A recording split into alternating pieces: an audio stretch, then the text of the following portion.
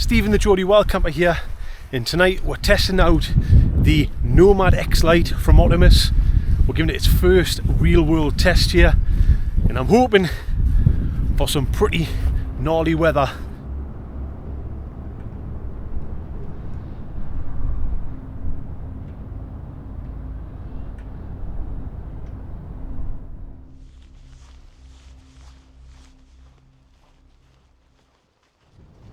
Right, I'm not far from the summit now of where I want to be. This is a usual testing ground. I've done a couple of tests here, and this Otimos Nomad X-Lite is going to get a test. And to be honest, it is a little bit breezy. There's a reason there's wind turbines around here. Oh, you bugger. But there's a bit of a dark cloud coming over, so I want to get up there, start to get it pitched, just to have a bit of cover in case there's rain or these clouds start to open up. Right, this is the spot. I've camped here a number of times, and every time I come, I want to camp a little bit in a different way. So I think I'm just going to go across here, and you get good views for the sunrise and the sunset. So let's get pitched here. So the area I've come to test the tent is in the Northumberland hills. It is very, very rugged. You usually get quite a bit of wind, hence all the wind turbines. There's usually a bit of rain as well, so hopefully we're going to get some of that to be able to test the Nomad tonight. Let's take a look what's inside the pack. So the bag comes with 10 pegs and poles. These are 8.5mm. These are 7001 aluminium grade, so good strong pools. We've got a clamshell bag that goes in, which everything seems to fit in, much easier than stuffing it in things. And the pegs. I'm not quite sold on the pegs, I always bring my own, so I've got them. So these are the pegs. Not to miss outdoor gear. Yeah, but let's just get this thing pitched.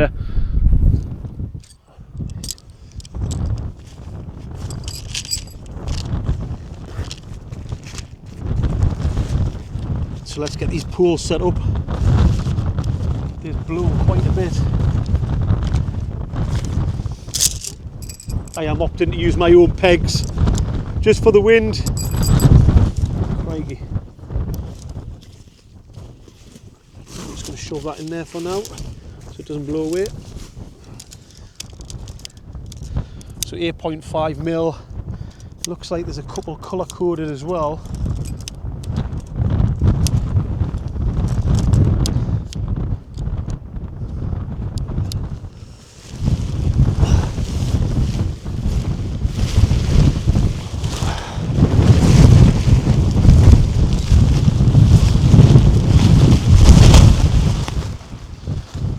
We did see a wind test.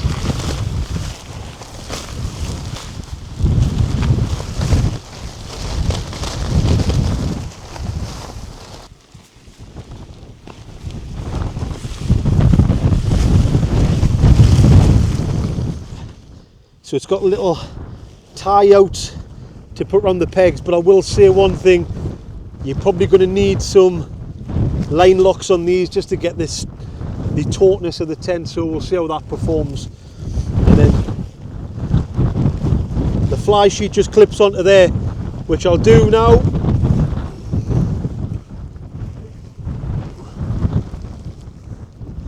We'll clip that on as we go around.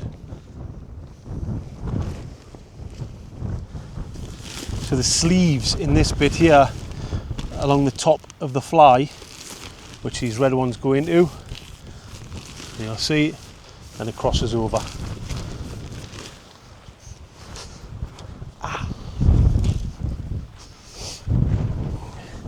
So these bits just go right into the little grommets that there's, and vice versa. See that just push up there, assimilate, and then starts to take a bit of shape. I'm going to put the crossing pole straight on.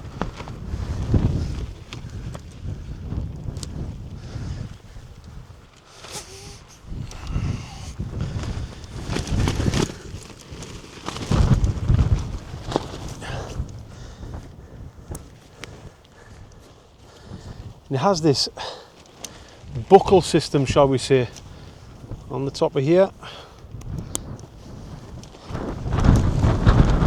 So already you can see it's going to get a bit of wind here.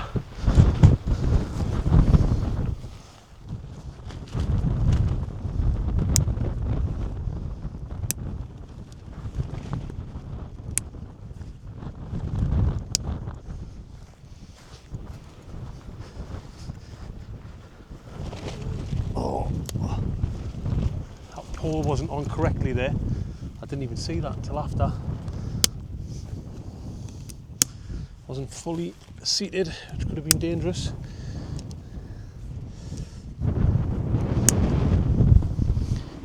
Already I can see the strength of the shape, very similar to the Chinook one that I've got. All these snaps on a bit nicer. Yeah, very strong. In fact, we'll not wrap it around, we're just going to test it like this.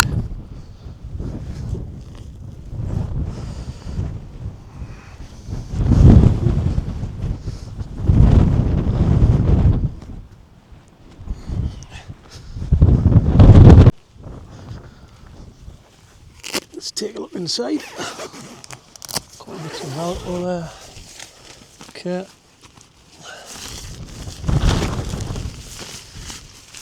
Roll this door back. It's got a great little feature, this clip just clips on like that. Oh, it's stiff, but it's not going anywhere, that. Compared to the big Agnes, that's just a game changer. Why is that not on most tents? Okay, bit of vestibule space in there.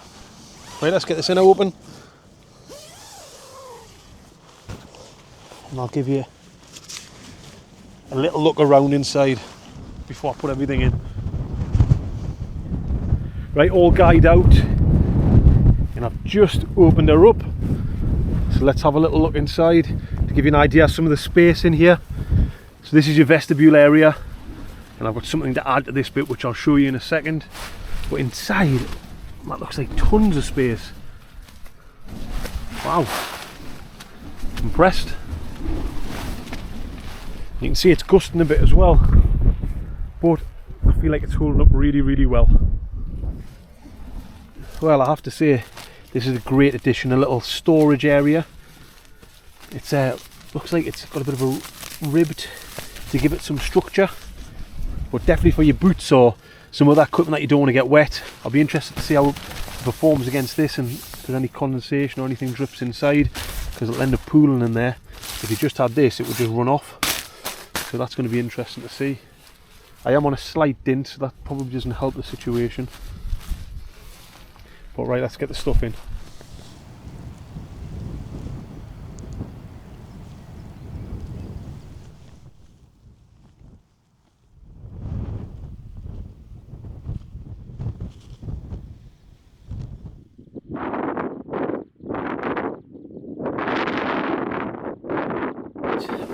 Let's have a little wind test, see where we're at wind wise.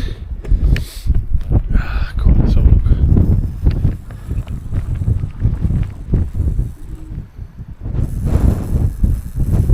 Nice. Not lots, mate. 20 maybe. 19.8 there. We're getting some stronger gusts before, but it's meant to drop off a little bit, about 25. But as you can see, in terms of this, it is absolutely no bother whatsoever. Otimos, you need to make this in a red colour or a yellow colour. It would be absolutely beautifully photogenic. Oh, it's actually turned out pretty nice in terms of the sun. Wind's still kicking in a little bit. No, nothing too crazy. You know, might get one or two gusts coming in, 25 mile an hour, nothing that it feels like this can't handle. But I suppose, you know, when it came to pitching the tent, it's a quite a good test of the design. because being able to get it up when it's windy is quite important for a 4-season tent, because usually that's kind of when you do use it, when it's bad conditions and things like that. So I've pitched mine slightly different than probably you should. So getting the back end. So a lot of people might say that you use the thin end, the smaller end is the windward side. But for me, because of the vestibule, I would always turn it the other way. I know it's a bigger area, surface area, but for me, I think because I'd want to block the wind, that's what I would use. Some of the inner, well, the inner feels very, very good quality. It's a 15D mesh nylon, well, partially mesh, partially a solid nylon as well. And then if you talk about the floor itself, it's a PU coated nylon, and that's 4,000 hydrostatic head, and I believe the fly is 3,000, which isn't a massive amount, but it's very, very waterproof, super waterproof still. But yeah, it's actually pretty impressive, this. You know, 295 quid for a tent like this, 29.99 for a footprint.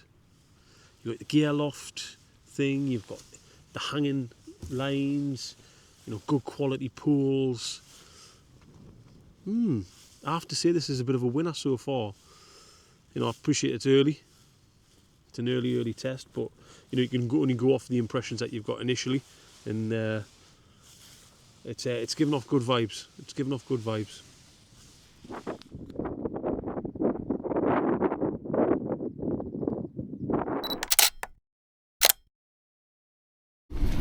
So for cooking, I just unclip this little bit here, pull this right back, and you've got a dedicated cooking section without having to go on your ground sheet. Nifty little thing. But you can see, I'll give you a little look at what it's like if I lie down. Hold on, I'll just move my camera. Push that on the side. You can see the Neoloft takes up quite a bit of space in here, but that's completely normal. Let's have a look. Oh, this is so nice, this Neoloft. It's unbelievable. Oh, I am on a little bit of a hill, so I'll have to thing it run, but see my feet? I'm not all the way at the top yet. My feet are quite near the bottom.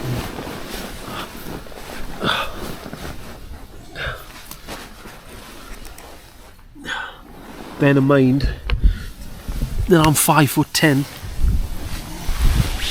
I think if you're over like maybe 6'1", 6'2", could be a tight fit. I've got such a good tea tonight, something I'm really looking forward to. So I'll give you a little look in here. I have a tin of beans.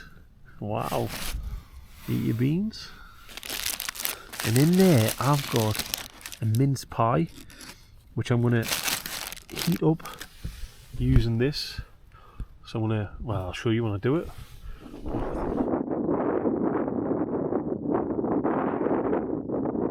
I can do this. So what I want to do is have the beans in there, then the pie, and then I'll take the pie out and we'll go for it. Right, let's give this a whirl. Hope my pie isn't all I want, like, which it might be. But I'm excited for this, like. Didn't be squashed. Didn't be too bad anyway. That's alright, isn't it? And that's my idea. What I want to do is put the beans in. When the beans come out the tin. Right, put the beans in and just rest that in there and just heat it all up. I might just, do you think I should keep that on? I don't know. Anyway, I'm just going to get the beans in anyway.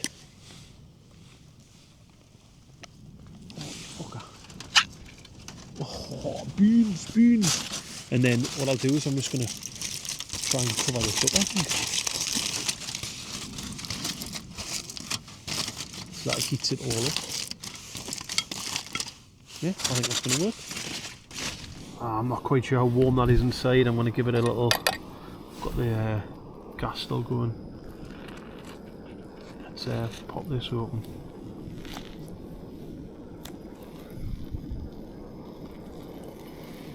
This little taste test. It's cold as out. Freezing. Oh well. Let's give it a blast.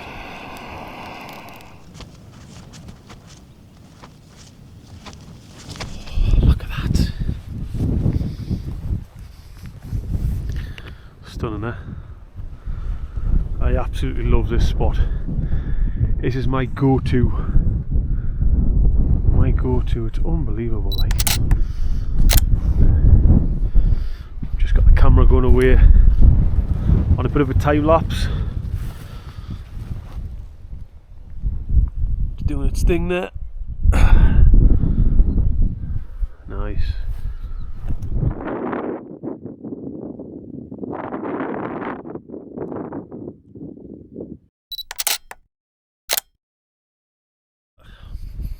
That was lovely.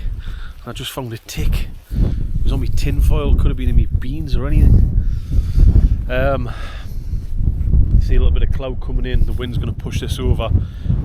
I'm hoping it goes clear. So I'm going to set my alarm for 1 AM and I'm going to get tucked in. I am going to set the GoPro away over there somewhere, get a shot across here, and hopefully we'll catch some of the northern lights up in this area here. Well, we'll see. See you in the morning.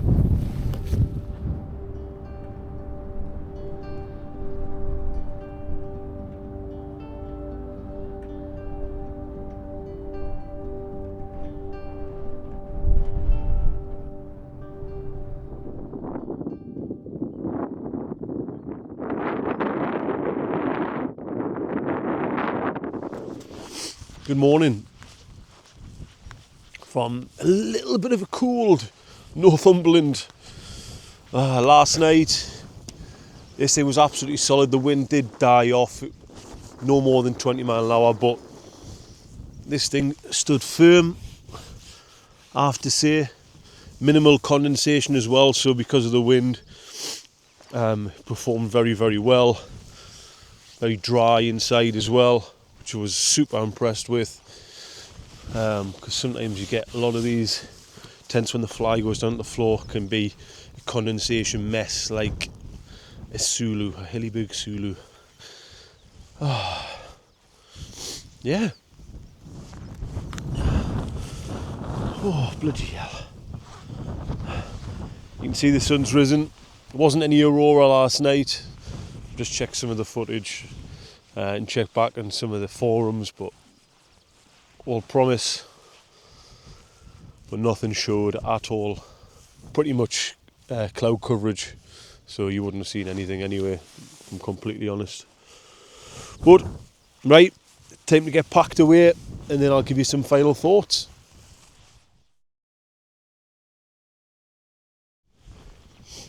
Right, that's me all packed away, leave no trace in this beautiful area, and what a stunning morning.